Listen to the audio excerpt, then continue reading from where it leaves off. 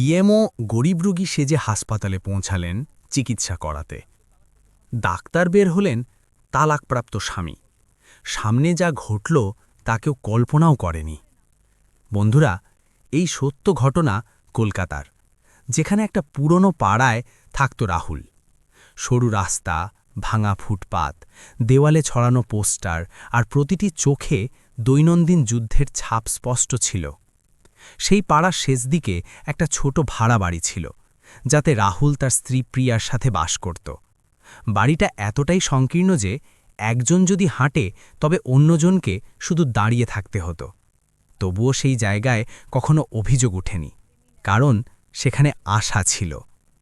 রাহুল সাধারণ বাড়ির ছেলে। বাবা ট্যাক্সি চালাতেন, মা দোকানে কাজ করতেন। ছেলেবেলা থেকেই সে অভাব দেখেছে, কিন্তু তার মধ্যে একটা অদম্য ইচ্ছে ছিল সতর্কতার সাথে জীবন কাটানোর। সে চেয়েছিল একদিন চিকিৎসকের সাদা কোট পরে, যাতে তার মায়ের মতো যাদের অসুখে চিকিৎসা না পাওয়ায় কষ্ট হয়, সেটা যেন আর কারো না হয়। প্রিয়া তার থেকে একদম অন্য ধরনের জগতের মেয়ে ছিল। সে শিক্ষায় দক্ষ, জিজ্ঞাসা করতে পারদর্শী আর বড় আকাঙ্ক্ষা রাখা এক মেয়ে। সে মনে করত যে যদি শিক্ষা আর কঠোর পরিশ্রম সঙ্গী হয় তবে অবস্থাও পরাজয় স্বীকার করে। দুজনের মিলন হয়েছিল একটা পাবলিক লাইব্রেরিতে। রাহুল মেডিকেল প্রস্তুতির জন্য ম্যাগাজিন পড়ত আর প্রিয়া সেখানে প্রতিযোগিতার বই নিয়ে বসত। প্রথম কথা হয়েছিল বইয়ের বিষয়ে, তারপর অবস্থা নিয়ে, এবং কখন যে কথা হৃদয় পর্যন্ত চলে গেল কেউ বুঝতেই পারেনি। দুজনেই বুঝত যে জীবন সহজ হবে না, কিন্তু আস্থা ছিল যে একত্রিত হলে সব সহ্য করা যাবে। বিবাহ হয়েছিল সরল রীতিতে, না ছিল আড়ম্বর, না ছিল অনেক লোক, শুধু কয়েকজন কাছের মানুষ, একটা মন্দির আর দুটি হৃদয়ের পথ চলা শুরু হয়ে গেল। প্রথম কয়েক মাস সত্যিই সুন্দর ছিল। রাহুল দিন রাত কাজ করত, ক্লাস আর প্র্যাকটিস, আর প্রিয়া বাড়ি সামলানোর সাথে সাথে শিক্ষা চালিয়ে যেত। সন্ধেই দুজনে ছাদে বসে ভবিষ্যতের গল্প করত, রাহুল কোর্টে আর প্রিয়া একজন বড় শিক্ষিকা হিসেবে। কিন্তু কালের সাথে অবস্থা পাল্টাতে শুরু করল। রাহুলের চাকরি পাওয়া হচ্ছিল না। প্রত্যেক পরীক্ষায় নম্বর সামান্য কমে যেত। পাড়ার লোকজন কটাক্ষ করতে লাগল, কতদিন আর পড়াশোনা, পরিবার কিভাবে চলবে? প্রিয়া কোথাও একটা চাকরি পেয়ে গেল, খুব বড় না হলেও বাড়ির খরচায় সাহায্য হতে শুরু করল। এখান থেকেই দুজনের মাঝে একটা অব্যক্ত মানসিক টানাপোড়ন শুরু হয়ে গেল। রাহুলের ভিতরের পুরুষীয় অভিমান ধীরে ধীরে উঠে আসতে লাগল। তার মনে হতে লাগল যে লোকে তাকে তার স্ত্রীর উপার্জন দিয়ে মাপছে। অন্যদিকে প্রিয়া চাইত যে রাহুল তাকে বোঝে যে এটা কালের খেলা, হার নয়। সে প্রধান শিক্ষিকার প্রস্তুতি নিতে চাইত, কিন্তু রাহুলের আশঙ্কা ছিল। আশঙ্কা এতে নয় যে সে এগোবে, বরং এতে যে কোথাও সে তার থেকে অনেক দূরে না চলে যায়। ছোট ছোট বিষয়ে ঝামেলা হতে লাগল। এত শিক্ষা কার লাভে, সবসময় বই, কখনো বাড়িও দেখো। প্রিয়া চুপ হয়ে যেত, কিন্তু তার ভিতরে কিছু একটা চুরমার হয়ে যেত। একদিন বড় ঝগড়া হয়ে গেল। কথা এত বেড়ে গেল যে বিচ্ছেদের কথা মুখ ফসকে বেরিয়ে এলো। সেই সময় দুজনেই ভাবতেও পারেনি যে এই কথা সত্যি হয়ে যাবে। পরিবার মধ্যস্থতা করল, সমাজ নিজস্ব মত দিল, আর অবস্থা এই ফয়সালাকে ত্বরিত করল। প্রিয়া অনেক বোঝানোর প্রয়াস করেছিল, কিন্তু রাহুল নিজের আশঙ্কা আর ক্রোধের দাস হয়ে কিছু শুনতে চায়নি। বিচ্ছেদের দিন আদালতের বাইরে প্রিয়ার চোখে জল ছিল, কিন্তু গলায় ছিল দৃঢ়তা। সে শুধু এটুকু বলেছিল, আমি আজ চলে যাচ্ছি, কিন্তু ভেঙে পড়িনি, একদিন নিজেকে সাব্যস্ত করব। রাহুল কিছু বলেনি, হয়তো তার কাছে বলার মতো কথা ছিল না, অথবা অভিমান মুখ বন্ধ করে দিয়েছিল। কাগজে স্বাক্ষর হল, আর একটা বন্ধন আইনত শেষ হয়ে গেল, কিন্তু হৃদয় থেকে নয়। বিচ্ছেদের পর প্রিয়া শহর পাল্টে ফেলল। সে ঠিক করে নিয়েছিল যে এখন আর পিছনে তাকাবে না। একটা ছোট ফ্ল্যাটে থেকে দিন রাত শিক্ষা, কখনো কখনো খালি পেটে, কিন্তু চোখে ছিল জ্বলন্ত আলো। প্রতিবার যখন সে ক্লান্ত হয়ে পড়ত, তার রাহুলের সেই আশঙ্কার কথা মনে পড়ত, আর সেই আশঙ্কাই তার বল হয়ে যেত। ওদিকে রাহুলেরও শান্তি ছিল না। বিচ্ছেদের পর সে আগের চেয়ে বেশি নীরব হয়ে গেল, কিন্তু সেই নিজেকে শিক্ষায় নিমগ্ন করে দিল। হয়তো কোথাও না কোথাও তাকেও সাব্যস্ত করতে হতো, দুনিয়াকে নয়, নিজেকে। বছর গড়িয়ে যেতে লাগল। দুজনেই নিজেদের যুদ্ধ চালিয়ে গেল। কখনো কখনো প্রিয়ার রাতে সেই পুরনো ছাদের কথা মনে পড়ে যেত, যেখানে আশা গড়া হতো, আর রাহুলের সেই গলা মনে পড়ত, যা বলতো, আমরা একসাথে পথ চলতে পারি। বিচ্ছেদের পর জীবন দুজনকে ভিন্ন ভিন্ন পথে ঠেলে দিয়েছিল, কিন্তু লড়াইয়ের আলো দুজনের মধ্যে একই ছিল। প্রিয়া যে শহরে গেল সেখানে তাকে কেউ চিনত না, জানতও না। একটা ছোট ফ্ল্যাট যেখানে জানালা দিয়ে সামনের বিল্ডিং দেখা যেত, সেটাই তার দুনিয়া হয়ে গেল। সকালে চোখ খুললেই বই, রাতে ঘুমানোর আগেও বই। অনেকবার এমন হয় যে টাকা ফুরিয়ে যেত, তখন দিনে একবেলা খেয়েই চালিয়ে নিত। কিন্তু সে নিজের সাথে একটা প্রতিজ্ঞা করেছিল, এখন আর পিছিয়ে যাবে না। প্রত্যেক ব্যর্থতা তাকে ভিতর থেকে ভেঙে দিত। অনেকবার প্রাথমিক পর্যায়ে আটকে গেল, কখনো চূড়ান্তে নম্বর কম পড়ল। যখনই ফলাফল আসত আর নাম তালিকায় না থাকত, তখন সে ছাদে গিয়ে অনেকক্ষণ তারা দেখত। সেই তারার নিচেই কখনো রাহুলের সাথে আশা গড়া হয়েছিল। এক মুহূর্তের জন্য মন দুর্বল হয়ে যেত, কিন্তু ঠিক তার পরের মুহূর্তেই সে নিজেকে স্মরণ করিয়ে দিত, যদি আজ পরাজিত হই তবে কাল আবার সেই অবস্থা হবে, সেই একই কটাক্ষ, সেই একই অসহায়তা। অন্যদিকে রাহুলের জীবনও সহজ ছিল না। বিচ্ছেদের পর সে তার ফ্ল্যাটে একা হয়ে গিয়েছিল। আগে যেখানে প্রিয়ার গলা প্রতিধ্বনিত হতো, সেখানে এখন শুধু নীরবতা। প্রথম দিকে সে নিজেকে শক্ত দেখানোর চেষ্টা করেছিল, কিন্তু রাত্রিগুলো প্রায়ই ভারাক্রান্ত হয়ে উঠত। তবুও সে নিজেকে সামলাল। মেডিকেল প্রস্তুতি আরও গুরুত্ব সহকারে করতে লাগল।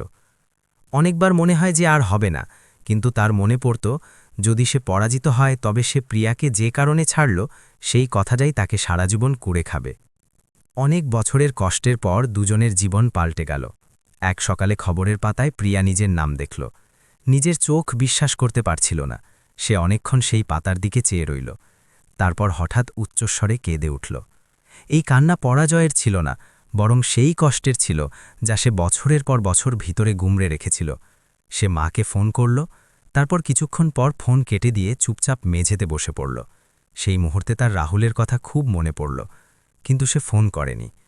কিছু বন্ধন সময়ের আগেই ছিন্ন হয়, আর সেগুলোকে জোর করে বাঁধা হয়তো ঠিক নয়।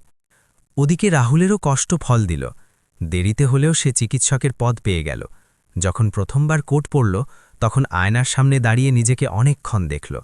তার মনে খুশি ছিল, কিন্তু কোথাও না কোথাও একটা খালি জায়গাও ছিল। তার মনে হলো, ইস, সেদিন যদি সে প্রিয়াকে বুঝত। কিন্তু এখন কাল অনেক এগিয়ে গেছে। রাহুলের নিয়োগ এমন একটা হাসপাতালে হলো যা সব সময় অভিযোগে ঘেরা থাকত। উপর থেকে চাপ আর নিচ থেকে অসুবিধা। সে শুরুতে অনেক প্রয়াস করেছিল যে সব ঠিক করতে, কিন্তু ধীরে ধীরে সে বুঝতে পারল যে ব্যবস্থা একা একজনের থেকে বড় হয়। কখনো কখনো সে অসহায় হয়ে চোখ বুজে নিত, আর এই কথাটাই তার অন্তরকে কুড়ে খেত। সে জানত যে এটা সেই পথ যা থেকে বাঁচার জন্যই সে কোট পড়েছিল। ঠিক সেই সময় প্রিয়ার নিয়োগ সেই এলাকায় হল। প্রথমবার যখন সে সরকারি গাড়িতে বসে এলাকার পথ দিয়ে গেল, তখন সে অনুভব করল যে দায়িত্ব কতটা বিশাল হয়। কাগজের স্তূপ, অভিযোগের লম্বা ফর্দ, আর প্রতিটি মুখে প্রত্যাশা। সে এটাও বুঝতে পেরেছিল যে চেয়ার পাল্টালে মানুষ পাল্টায় না, যদি লক্ষ্য স্পষ্ট না হয়। কয়েকদিনের মধ্যেই তার কাছে অনেক অভিযোগ আসতে লাগল। বেশিরভাগ অভিযোগই একটা হাসপাতালের সাথে যুক্ত ছিল। গরিবদের চিকিৎসা দেওয়া হয় না, ওষুধের জন্য টাকা দাবি করা হয়, রোগীদের ঘণ্টার পর ঘণ্টা অপেক্ষা করিয়ে রাখা হয়। প্রিয়া প্রথমে কাগজে উত্তর চেয়ে পাঠাল, কিন্তু উত্তরগুলো ছিল দায়সারা গোছের। তার মনে হল, যদি সত্য জানতে হয় তবে কাগজ থেকে নয়, মাঠ থেকে জানতে হবে। সেই রাতে সে অনেকক্ষণ ঘুমাতে পারেনি। মাথায় অনেক জিজ্ঞাসা ঘুরছিল। ব্যবস্থা কি সত্যিই এতটা নির্মম হয়ে গেছে? একজন সাধারণ মানুষের জন্য সেবা কি শুধু কাগজেই সীমিত? অবশেষে সে একটা ফয়সালা নিল। সে নিজে গিয়ে দেখবে, কোনো পরিচয় ছাড়াই। পরের দিন সে সাধারণ পোশাক পরল। না ছিল সেই গাড়ি, না ছিল নিরাপত্তা, না ছিল সেই নাম। একজন সাধারণ মহিলা, মুখে ক্লান্তি আর চোখে আশঙ্কা। যখন সে সেই হাসপাতালের দিকে এগোচ্ছিল, তখন তার হৃদয়ের ধরফরানি ছিল তীব্র। সে জানত না ভিতরে কি পাবে, আর এটাও জানত না যে তার জীবন আরও একবার অতীতের সাথে সংঘর্ষ করতে চলেছে। হাসপাতালের বাইরে দাঁড়িয়ে সে এক মুহূর্তের জন্য গভীর নিঃশ্বাস নিল। মনে হল, যদি সব সেরকমই বেরোয় যেমনটা অভিযোগে লেখা, তবে সে শুধু নির্দেশ দেবে না, বরং নজির গড়বে। তার মোটেও ধারণা ছিল না যে কয়েক মিনিটের মধ্যেই তার জীবনের সবচেয়ে পুরনো বন্ধনটি সবচেয়ে অপ্রত্যাশিতভাবে তার সামনে এসে দাঁড়াবে। সে ভিতরে ঢুকল। নার্সদের দৃষ্টি তার ওপর পড়ল, কিন্তু কেউ গুরুত্ব দিল না। একজন নার্স উদাসীনভাবে জিজ্ঞাসা করল, কি সমস্যা? প্রিয়া ধীর সরে বলল, চিকিৎসা করাতে হবে। নার্স তাকে ওপর নিচ দেখে বলল, বসুন, এখন সময় নেই। সে চুপচাপ একটা বেঞ্চে বসে পড়ল। অপেক্ষা করতে করতে তার মনে পুরনো যন্ত্রণাগুলো আবার উথলে উঠতে লাগল। আজ অবস্থা পাল্টেছে, কিন্তু মুখগুলোতে সেই একই উপেক্ষা। কিছুক্ষণ পর ভিতর থেকে একটা ডাক এলো, পরের রোগী। প্রিয়া উঠল এবং ধীরে ধীরে সেই কক্ষের দিকে এগোলো যেখানে ডাক্তার বসেছিল। দরজা অর্ধেক খোলা ছিল। যেই না সে ভিতরে উঁকি দিল, তার শ্বাস আটকে গেল। চেয়ারে বসা লোকটা মাথা নিচু করে চার্ট দেখছিল। সেই একই মুখ, সেই একই চোখ, শুধু এখন মুখে কঠোরতা আর কাঁধে কোট ছিল। রাহুল। এক মুহূর্তের জন্য দুজনের দৃষ্টি মিলল। কাল যেন স্থির হয়ে গেল। না কোনো শব্দ, না কোনো চলাচল। প্রিয়া নিজেকে সামলালো, আর রাহুলও। দুজনেই চিনে নিয়েছিল, কিন্তু দুজনেই সেই পরিচয় প্রকাশ করতে পারছিল না। রাহুলের হাত কেঁপে উঠল। তার মনে হল যেন বছরের পর বছর আগের প্রত্যেক ঝামেলা, প্রত্যেক কটাক্ষ, প্রত্যেক ফয়সালা একসাথে সামনে দাঁড়িয়ে গেছে। ওদিকে প্রিয়ার বুক ধরাস ধরাস করছিল, কিন্তু মুখে ছিল দৃঢ়তা। সে এখানে কোনো ব্যক্তিগত বন্ধনের জন্য নয়, বরং সত্য জানতে এসেছে। রাহুল আনুষ্ঠানিকভাবে জিজ্ঞাসা করল, কি অসুবিধা? প্রিয়া মাথা নিচু করে নিজের কথা শুরু করল। তার গলায় সেই একই অসহায়তা ছিল যা একজন সাধারণ মহিলার হয়। আর রাহুল সেটা শুনছিল, কান দিয়ে নয়, অন্তর দিয়ে। এখান থেকেই গল্পটা সেই মোড় নিল, যা প্রিয়াও কল্পনা করেনি আর রাহুলও করেনি। এখন পরবর্তী পদক্ষেপ কি হবে? মানবতার নাকি আশঙ্কার? এই ফয়সালা কোর্টের ভিতরে বসা সেই লোকটিকে নিতেছিল। কক্ষের ভিতরে একটা অদ্ভুত নীরবতা ছড়িয়ে পড়ল। বাইরে হাসপাতালে নার্সদের গলা, ফোনের রিং আর চেয়ারের শব্দ ছিল, কিন্তু এই ছোট কক্ষটায় কাল যেন স্থির হয়ে গিয়েছিল। রাহুলের আঙুল চার্টের কিনারা চেপে ধরেছিল। সামনে বসা মহিলাকে সে ভালোভাবেই চিনে ফেলেছিল, তবুও সে দৃষ্টি নিচু রাখল। প্রিয়াও জানত যে সামনে বসা ডাক্তার তার সেই স্বামী, যার সাথে সে কখনো এক ছাদের নিচে আশা দেখেছিল। আজ সেই লোকটাই তার সামনে কোর্টে বসেছিল, আর সে নিজে একজন গরিব রোগীর ছদ্মবেশে। প্রিয়া ধীর কম্পিত গলায় নিজের অসুবিধা বলতে শুরু করল। সে বলল যে তার শরীরে প্রভাবশালীদের দ্বারা আঘাত লেগেছে, আর যখন সে চিকিৎসা নিতে এলো তখন প্রতিবার তাকে এড়িয়ে দেওয়া হয়েছে। তার কথায় কষ্ট ছিল, কিন্তু চোখে ছিল এক অদ্ভুত স্থিরতা। রাহুল মনোযোগ সহকারে শুনছিল। প্রত্যেক শব্দ তার হৃদয়ে বিঁধছিল, কারণ সে জানত এটা শুধু একটা গল্প নয়, বরং শত শত রোগীর বাস্তব, যারা প্রতিদিন এই হাসপাতালে চক্কর মারে। রাহুল নিয়মের অজুহাত দিয়ে প্রশ্ন করল, রিপোর্ট আছে? সাক্ষী আছে? আগে কোথায় চিকিৎসা করিয়েছিলেন? প্রিয়া প্রত্যেক প্রশ্নের উত্তর দিয়ে গেল। সে ইচ্ছে করেই নিজেকে আরও অসহায় দেখাচ্ছিল, যাতে দেখতে পারে ব্যবস্থা কতটা নিচে নামে। প্রত্যেক উত্তরের সাথে রাহুলের বুক ভারী হয়ে উঠছিল। তার মনে পড়ছিল যে কখনো প্রিয়াও এভাবেই সরকারি দপ্তরে ঘণ্টার পর ঘণ্টা বসে থাকত, আর সে তাকে বোঝাতেও পারেনি। কিছুক্ষণ পর রাহুল সেই কথাটিই বলল যা প্রায় শোনা যায়, এখন বিষয়টা পরখ করতে হবে, কাল আসুন। এটা বলতেই সে এক মুহূর্তের জন্য চোখ বুঝে নিল। সে জানত যে সে সেটাই করেছে যা ব্যবস্থা তাকে দিয়ে করায়। কিন্তু এটাও সত্যি ছিল যে সামনে বসা মহিলা কোনো সাধারণ মহিলা ছিল না। তিনি ছিলেন তার জীবনের সেই অংশ যাকে সে নিজের হাতে চুরমার করেছিল। প্রিয়া মাথা নিচু করে গভীর নিঃশ্বাস নিল। তার ভিতরে একটা ঝড় বইছিল। সে চাইলে সেই মুহূর্তেই সব ফাঁস করে দিতে পারত, কিন্তু সে নিজেকে আটকাল। এটা শুধু ব্যক্তিগত পরখ ছিল না, বরং সেই কোটেরও পরখ ছিল যাকে সে কখনো শ্রদ্ধার চোখে দেখেছিল। সে ধীরে বলল, সাহেব, অনেক দূর থেকে এসেছি, আজই দেখে দিন। তার গলায় অনুরোধ ছিল, আর এই অনুরোধই রাহুলকে ভিতর থেকে চুরমার করছিল। রাহুল এদিক ওদিক তাকাল। কক্ষের বাইরে একজন নার্স দাঁড়িয়েছিল।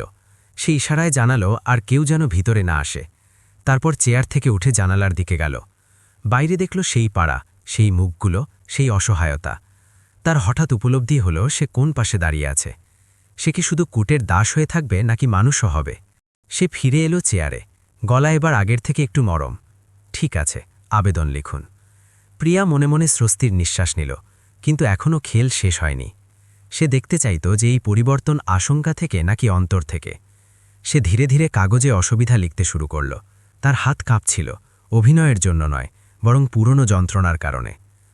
তখনই বাইরে থেকে একজন নার্স উঁকি দিয়ে বলল, সাহেব, ওপর থেকে কল আছে। রাহুলের মুখ আবার শক্ত হয়ে গেল। সে ফোন তুলল, কিছুক্ষণ কথা বলল এবং ফোন রেখে দিল। সে বুঝতে পেরেছিল যে এটা সেই একই চাপ যা প্রত্যেক ফয়সালাকে পাল্টে দেয়। সে কাগজটা প্রিয়ার দিকে এগিয়ে দিয়ে শক্ত স্বরে বলল, আজ হবে না, অনেক কাজ আছে। এটাই ছিল সেই মুহূর্ত যেখানে প্রিয়া ঠিক করল যে এখন পর্দা তুলতে হবে। সে ধীরে ধীরে উঠে দাঁড়াল। কক্ষে একটা অদ্ভুত গাম্ভীর্য ছড়িয়ে পড়ল। তার গলার স্বর এখন আর অনুরোধের মতো ছিল না, বরং নির্দেশের মতো ছিল। ডাক্তারবাবু, আপনি চেয়ারে বসে ফয়সালা পাল্টাতে পারেন, কিন্তু সত্যকে নয়। রাহুল চমকে উঠল। সে প্রথমবারের মতো সরাসরি তার চোখের দিকে তাকাল। সেই চোখে আশঙ্কা ছিল না, বরং সেই আত্মবিশ্বাস ছিল যা সে একসময় ভালোবাসত। প্রিয়া নিজের ব্যাগ থেকে একটা কার্ড বের করে টেবিলে রাখল। আমার নাম প্রিয়া, আর আমি এই এলাকার জেলা চিকিৎসা কর্মকর্তা, ডিএমও। এক মুহূর্তের জন্য রাহুলের মনে হলো পায়ের নিচ থেকে মাটি সরে গেছে। তার কানে শব্দ প্রতিধ্বনিত হতে লাগল।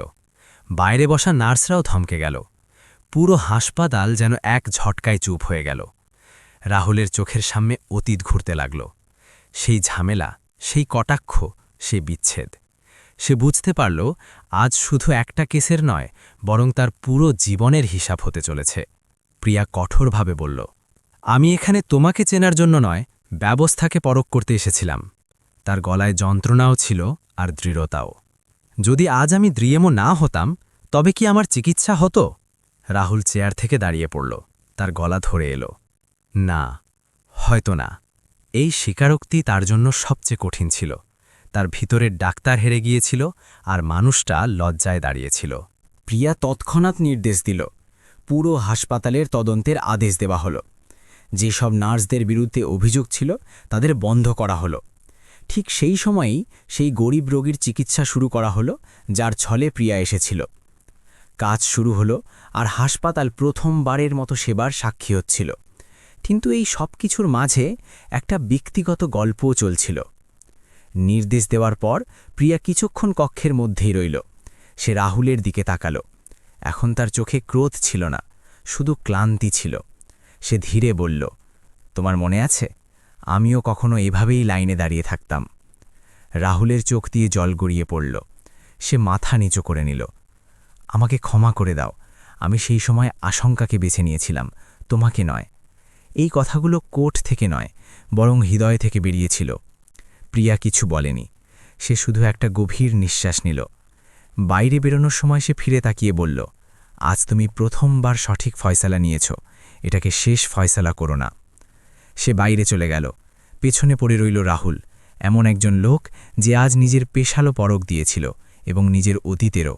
তার উপলব্ধি হল যে এই গল্প এখনও শেষ হয়নি, কারণ যখন সেবা আর বন্ধন একসাথে দাঁড়ায়, তখন শেষ ফয়সালা এখনও বাকি থাকে। হাসপাতাল থেকে বেরোনোর সময় প্রিয়ার নিঃশ্বাস দ্রুত ছিল, কিন্তু মুখে ছিল অদ্ভুত শান্তি। সে যা দেখতে চাইত তা দেখে নিয়েছে, ব্যবস্থার সত্য আর মানুষের যুদ্ধ। সরকারি গাড়িতে বসেই সে চোখ বুজে নিল। মাথায় একসাথে অনেকগুলো শব্দ প্রতিধ্বনিত হচ্ছিল, গরিব রোগীর অনুরোধ, নার্সদের উপেক্ষা, আর সবচেয়ে বেশি রাহুলের সেই নিচু হওয়া চোখ। সে জানত যে আজকের দিনটা শুধু একটা তদন্তের নয়, বরং অনেকগুলো জীবনের মোড় পাল্টানোর দিন। ওদিকে হাসপাতালে রাহুল একা বসেছিল। কক্ষে এখনও সেই চেয়ার, সেই টেবিল, সেই চার্ট ছিল, কিন্তু তার ভিতরে সব কিছু পাল্টে গিয়েছিল। কোর্ট এখন তার কাছে বোঝা মনে হচ্ছিল। সে ভাবছিল, যদি আজ প্রিয়া ডিএমও না হতো, তবে কি সে সত্যিই চিকিৎসা করত? এই জিজ্ঞাসার উত্তর তাকে ভয় পাইয়ে দিচ্ছিল। সে প্রথমবারের মতো অনুভব করল যে সতর্কতা শুধু ইচ্ছে নয়, বরং প্রতিদিনের যুদ্ধ।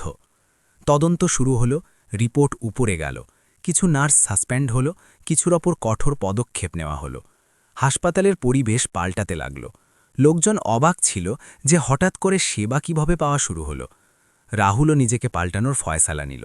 সে ঠিক করল যে এখন যাই হোক, সে কারো অসহায়তার সুযোগ নিতে দেবে না। কিন্তু এই সব কিছুর মধ্যে একটা খালি জায়গা ছিল, যা তাকে রাতে ঘুমাতে দিত না। কয়েক সপ্তাহ পর প্রিয়া রাহুলকে নিজের অফিসে ডাকল। এটা কোনো আনুষ্ঠানিক ডাক ছিল না, শুধু একটা বার্তা। রাহুল যখন ডিএমও অফিসে পৌঁছল, তার হৃদয় জোরে জোরে ধরফর করছিল। এই মিলনটা কোনো কেসের থেকে বেশি তাদের অতীতের সাথে যুক্ত ছিল। কক্ষে প্রিয়া জানালার কাছে দাঁড়িয়েছিল। সে ঘুরে তাকালো এবং বলল, বসো। গলার স্বর শান্ত ছিল, কিন্তু তাতে অধিকারও ছিল। কিছুক্ষণ নীরবতার পর রাহুল বলল, আমি যা করেছি তার জন্য কোনো অজুহাত নেই। প্রিয়া তার দিকে তাকালো। আমি অজুহাত চাই না, সত্য চাই। রাহুল গভীর নিঃশ্বাস নিয়ে বলল, আমি আশঙ্কায় পড়ে গিয়েছিলাম। আমার মনে হয়েছিল যদি তুমি এগিয়ে যাও তবে আমি পিছিয়ে পড়ব। আমি ভালোবাসাকে প্রতিদ্বন্দ্বিতা ভেবে ফেলেছিলাম।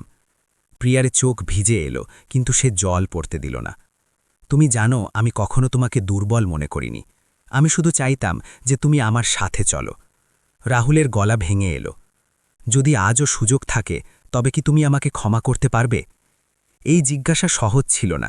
প্রিয়া বছরের পর বছর যে কষ্ট সহ্য করেছিল তা একটা ক্ষমায় মুছে ফেলার মতো ছিল না। কিন্তু সে এটাও জানত যে মানুষ পাল্টাতে পারে যদি সে সত্যিই অনুতপ্ত হয়। সে ধীরে বলল, ক্ষমা কথায় নয়, কাল দিয়ে সাব্যস্ত হয়। এরপর অনেকবার মিলন হল, কখনো অফিসিয়াল, কখনো অনানুষ্ঠানিক। দুজনে তাড়াহুড়ো না করে একে অপরকে আবার চিনল। রাহুল এখন আগের মতো ছিল না। সে বেশি শুনত, কম বলত। প্রিয়াও কঠোরতার আড়ালে লুকিয়ে থাকা নিজের ক্লান্তি স্বীকার করতে শুরু করল। ধীরে ধীরে আস্থা ফিরে আসতে লাগল, কিন্তু এবার সমান অধিকারের সাথে। একদিন প্রিয়া নিজে উদ্যোগ নিল। সে বলল, যদি আমরা আবার একসাথে চলি তবে শর্ত স্পষ্ট হবে। কোনো আশঙ্কা থাকবে না, কোনো অভিমান থাকবে না। রাহুল না ভেবেই বলল, আমার স্বীকার। এবার বন্ধনটা রক্ষা করার জন্য, ছিন্ন করার জন্য নয়। পরিবার জানতে পারল তো প্রথমে বিস্মিত হল। কিছু লোক কটাক্ষ করল, একবার ছিন্ন হয়ে যাওয়া বন্ধন আবার কিভাবে বাঁধবে। কিন্তু প্রিয়া স্পষ্ট বলে দিল, এটা দ্বিতীয় বিবাহ নয়, দ্বিতীয় সুযোগ। রাহুলের বাবা মাও লজ্জিত ছিলেন, কিন্তু তারা ক্ষমা চাইলেন এবং আশীর্বাদ দিলেন। বিবাহ সরলভাবে হল, কোনো আড়ম্বর নেই, শোরগোল নেই। শুধু সেই মন্দির যেখানে প্রথমবার স্বাদ ফেরা হয়েছিল। পার্থক্য শুধু এটুকু ছিল যে এবার দুজনের চোখে আশঙ্কা ছিল না, ছিল বোঝাপড়া। প্রিয়ার ডিএমওর চেয়ার থেকে নয়, বরং একজন সমান সঙ্গী হয়ে দাঁড়িয়েছিল। রাহুল কোট দিয়ে নয়, বরং মানুষ হয়ে তার পাশে ছিল। স্বাদ ফেরার সময় প্রিয়ার ঠোঁটে হালকা হাসি ছিল। তার মনে হল যেন জীবন পুরো একটা চক্র শেষ করে তাকে সেখানেই দাঁড় করিয়েছে। কিন্তু এইবার সে আগের থেকে অনেক বেশি বলশালী। রাহুল মনে মনে প্রতিজ্ঞা করল যে সে এই আস্থা কখনো ভাঙতে দেবে না। বন্ধুরা, ভালোবাসা মানে শুধু কাছে থাকা নয়, একে অপরের উন্নতিতে পাশে থাকা। কয়েক মাস পর সেই একই হাসপাতালে একজন গরিব রোগী বিনা আশঙ্কায় চিকিৎসা করাতে এলো। কেউ তাকে এড়িয়ে গেল না। রাহুল নিজে চার্ট নিল এবং বলল, আপনার কথা শোনা হবে। বাইরে দাঁড়িয়ে প্রিয়া এইসব দেখছিল। তার চোখে পরিতৃপ্তি ছিল। হয়তো এটাই ছিল আসল বিজয়, চেয়ারের নয়, মানবতার। এই গল্প আমাদের এটাই বোঝায় যে বন্ধন তখনই ছিন্ন হয় যখন অভিমান আর অনিশ্চয়তা ভালোবাসার থেকে বড় হয়ে ওঠে। যদি মানুষ কাল থাকতে নিজের দোষ স্বীকার করে, তবে ছিন্ন জিনিসও বাধা যেতে পারে। ব্যবস্থাও তখন ভালো হয় যখন তা পরিচালনা করা লোকটি নিজের অন্তর জাগিয়ে রাখে। এখন আপনার কাছে একটা জিজ্ঞাসা, যদি আপনি আবার সুযোগ পান তবে কি আপনি আপনার বন্ধনকে আবার বোঝার প্রয়াস করবেন, নাকি অভিমানকে বিজয়ী করবেন? আর যদি আপনি চান এমন সত্য অন্তরছোঁয়া গল্প, তবে এই গল্পটা বেশি বেশি লোকের কাছে পৌঁছে দিন। আপনার মত কমেন্টে লিখুন আর চ্যানেলটা সাবস্ক্রাইব করতে ভুলবেন না, কারণ হয়তো আপনার একটা প্রতিক্রিয়া অন্য কারো জীবন পাল্টে দিতে পারে।